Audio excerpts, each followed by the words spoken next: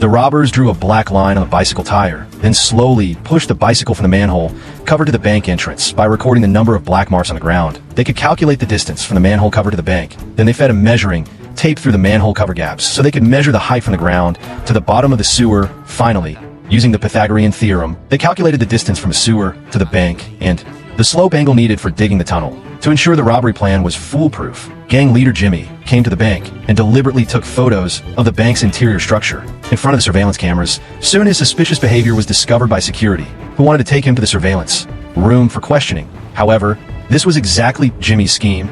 On the way there, he successfully saw the exact location of the vault. In the end, when the security guard checked the camera, he found nothing because Jimmy had already removed the memory card in advance. When all the data was ready, the group then took their tools to the sewer and began digging the tunnel. There was still a tricky problem that needed to be solved. The moment the tunnel was dug through, the bank would automatically trigger an alarm, and then all their efforts would be wasted after several days of thinking. Jimmy came up with a clever plan. They could split into two groups.